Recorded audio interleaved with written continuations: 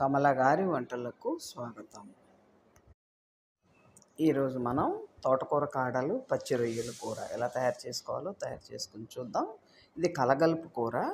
ఈ కాడలు తోటకూర కాడలు అనేవి శ్రావణ మాసం వర్షాకాలంలోనే వస్తాయి. చూడండి, ఒక మనిషి అంత ఎత్తు కూడా ఎదుగుతాయి ఇవి. వాటిని చాలా టేస్ట్గా ఉంటుంది కూర తయారు చేసుకుంటే. చేసి చూపిస్తాను. లేతగా ఉన్న ఈ తోటకూర కాడల్ని ఇలా చిన్న చిన్న ముక్కలుగా కట్ చేసి పెట్టుకోవాలి. ఇదే కొంచెం సన్న పని, కానీ ఈ కూర అయితే చాలా రుచిగా ఉంటుంది. ఖాళీ టైంలో కట్ చేసి పక్కన పెట్టుకోవాలి.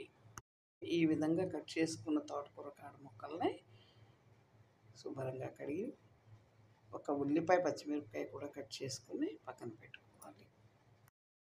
ఈ తోటకూర కాడల్ని పులుసు పెట్టుకుంటే కూడా చాలా బాగుంటాయి. ఈ కూర రుచి గురించి ఎంత చెప్పినా తక్కువే.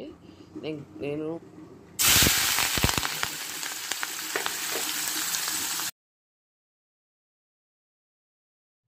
ఈ రొయ్యలు ఆయిల్ చేసేటప్పుడే కొంచెం అల్లం, వెల్లుల్లిపాయ, జీలకర్ర, ధనియాల పేస్ట్ యాడ్ చేసుకుని పక్కన పెట్టుకున్నాం. ఇలా వేగుతున్నప్పుడు తోటకూర కాడ ముక్కలు కూడా వేసి బాగా కలిపి మూత పెట్టుకోవాలి. కాస్త పసుపు, ఉప్పు కూడా వేసి ఇలా ముక్కల్ని కలిపి కాసేపు లో ఫ్లేమ్లో పెట్టుకుంటే కాస్త నీరేమన్నా ఉంటే మగ్గుతుంది, ముక్కలు తొందరగా ఉడుకుతాయి. పచ్చి రొయ్యలు చాలా తక్కువ వేసాను అనుకోవద్దు, ఎందుకంటే పచ్చి రొయ్యలు ఆరోగ్యానికి అంత మంచిదేం కాదు, ఎక్కువ ఫ్యాట్ ఉంటుంది. రెండోది ఏంటంటే తోటకూర కాళ్ళు మగ్గితే చాలా తక్కువ కూర అవుతుంది. ఈ పాటి సరిపోతాయని అంతే వేసాను. ఇప్పుడు కారం కూడా వేసుకుని కాసేపు మూత పెట్టి మగ్గించాలి. కలగలుపు కూర అంటేనే ఇలా కొంచెం ఎక్కువ నాన్ వెజ్ తినే వాళ్ళ కోసం చేసుకుంటాం, తక్కువ వేసుకుని రుచి కోసం వేసుకుంటాం అన్నమాట. తోటకూర కాడ ముక్కలు ఇలా మగ్గినప్పుడు ముక్కలు ములగా ఎసరు పోసుకుందాం. ఇలా కూర ఉడుకుతున్నప్పుడు పొడి మసాలా రెడీ చేసుకుందాం. దీనికి ఎంతో మసాలా కూడా అక్కర్లేదు.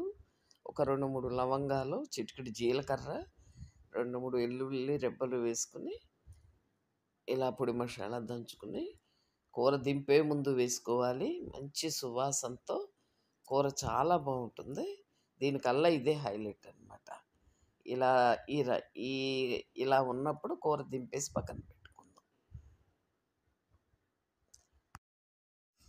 ఈ తోటకూర కాడల్లోని పచ్చి శనగపప్పు, పచ్చి రొయ్యలు ఇలా వేసుకుని కలగొలుపు కూర చేసుకుంటే చాలా బాగుంటుంది.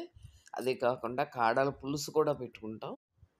కృష్ణా జిల్లాలో దొరికే కూరల్లో ఫేమస్ కర్రీ అంటుంటే ఇది. నాకు చాలా ఇష్టమైన కర్రీ ఇది.